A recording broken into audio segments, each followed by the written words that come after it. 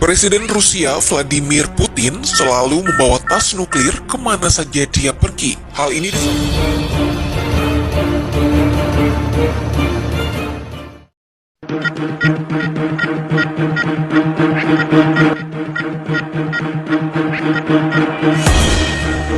Presiden Rusia Vladimir Putin selalu membawa tas nuklir kemana saja dia pergi. Hal ini bicara Istana Kremlin Dmitry Peskov beberapa waktu lalu.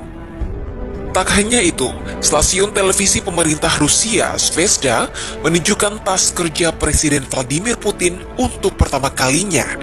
Tas yang dikenal sebagai Cheget ini berisi tombol untuk memerintahkan serangan nuklir setiap saat yang bisa memicu perang nuklir. Cheget memiliki kode kunci dan di bawah pengawasan sepanjang waktu.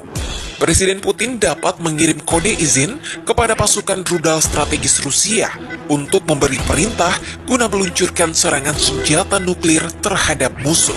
Ketakutan ancaman nuklir Rusia ini menjadi semakin nyata ketika Presiden Rusia Vladimir Putin memerintahkan kepala pertahanannya untuk menempatkan pasukan penangkal nuklir dalam siaga tinggi pada Minggu 27 Februari 2022.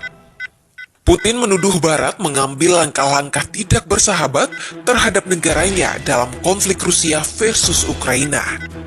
Уважаемые коллеги, вы видите, что западные страны предпринимают не только Moskwa diketahui memiliki gudang senjata nuklir terbesar kedua di dunia dan sejumlah besar rudal balistik yang membentuk tulang punggung pasukan penangkal negara itu.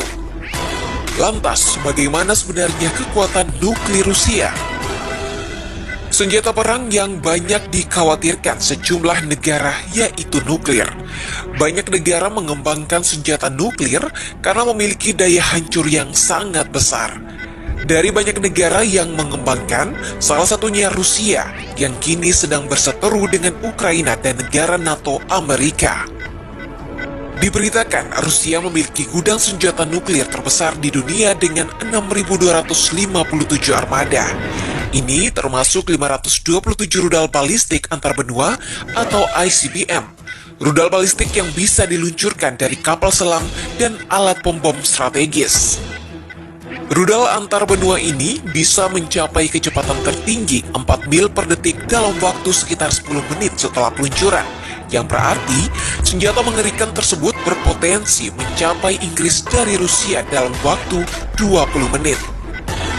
Di samping itu, berdasarkan laporan organisasi nirlaba dari Amerika Serikat The Heritage Foundation, Rusia setidaknya memiliki kurang lebih 2.000 senjata nuklir berdaya ledak rendah. Rusia juga dilaporkan mengembangkan senjata super terbaru seperti rudal jelajah bertenaga nuklir dan senjata hipersonik yang dilengkapi nuklir. Sebagai bahan dari peningkatan kekuatannya di sekitar Ukraina, kini Rusia telah mengerahkan rudal hipersonik berkemampuan nuklir ke wilayah Kaliningrad yang berbatasan dengan negara anggota NATO, Polandia, dan Lituania. Sebelumnya dalam sebuah pernyataan, Putin tak tanggung-tanggung bakal melancarkan serangan nuklir jika Ukraina bergabung dengan negara aliansi NATO. Ancaman itu disampaikan secara halus kepada blok barat. Lalu, apa yang terjadi jika tombol nuklir ditekan Putin? Ketika Putin mengumumkan operasi militer di Ukraina, ketakutan akan hal itu terus membayang setiap saat. Pasalnya, keputusan ini bakal mendapatkan reaksi dari negara barat yang berdiri di belakang Ukraina. Seluruh dunia saat ini hidup dengan kesadaran bahwa kalau satu orang saja teledor menekan tombol, maka terjadilah kiamat nuklir. Setelah tombol itu ditekan, segelintir warga mungkin saja bisa bertahan hidup, tetapi kehidupan sesudah suatu perang nuklir akan berubah sepenuhnya.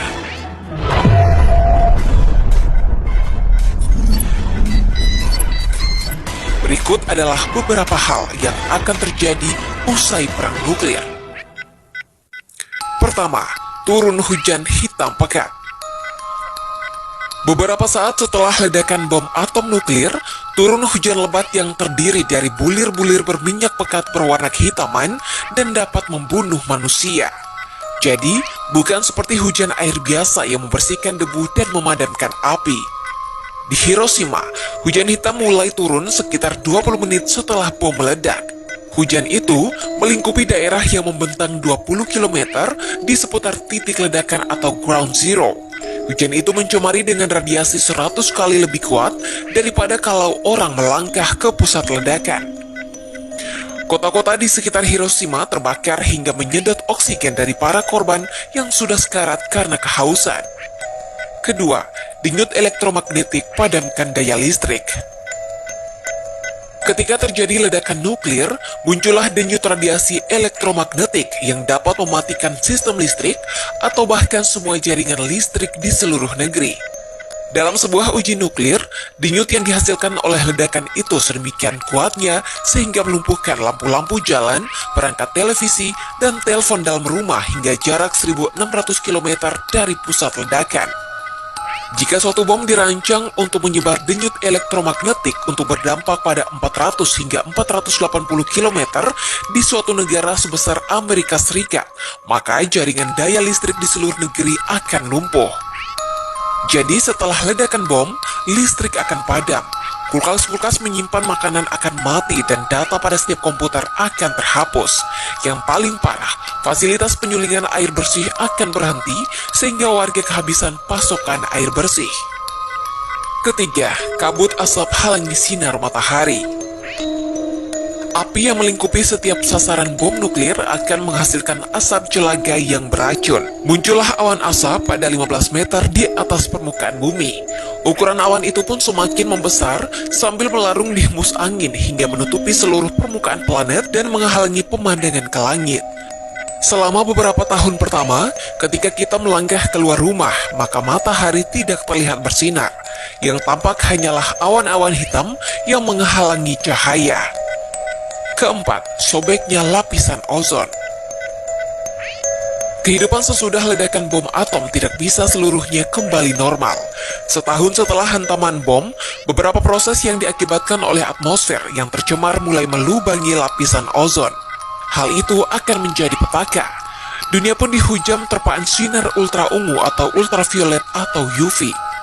Tanaman-tanaman di seluruh dunia akan mati, dan setiap bentuk kehidupan yang berhasil menyintas akan berjuang menghadapi mutasi DNA mereka. Bahkan, tanaman yang paling kebal pun menjadi lebih lemah, lebih kecil, dan semakin sulit melakukan reproduksi. Keseluruhan lahan pertanian akan mati ketika orang mencoba menanam tanaman pangan, dan para petani yang terlalu lama berada di bawah matahari akan meninggal karena kanker kulit. Dampak selanjutnya ialah bencana kelaparan di mana-mana. Dalam kiamat nuklir sepenuhnya, perlu sekitar 5 tahun hingga orang bisa lagi menanam makanan dalam jumlah cukup. Miliaran orang akan mati kelaparan. Mereka yang mampu menyintas harus mencari cara mendapatkan makanan, dan itu bukanlah tugas yang gampang. Karena itu, peringatan perang nuklir Putin mesti diwaspadai dunia. Konflik Rusia-Ukraina jangan sampai membawa kehancuran peradaban manusia. Kunci utama konflik tidak berkembang ke perang nuklir adalah sikap Amerika dan NATO. Jika Amerika dan NATO serta PBB bisa menjalin dialog yang baik dengan Rusia, maka perang nuklir dapat dihindari. Namun, jika Amerika dan NATO malah bersikap agresif, kemungkinan besar ketakutan ini akan menjadi nyata. Semoga saja para pemimpin dunia bisa menyelesaikan persoalan ini tanpa perang yang berkepanjangan. Perang bukanlah solusi yang menjanjikan di abad ini. Kita butuh perdamaian antar negara yang berlandaskan spirit kemanusiaan.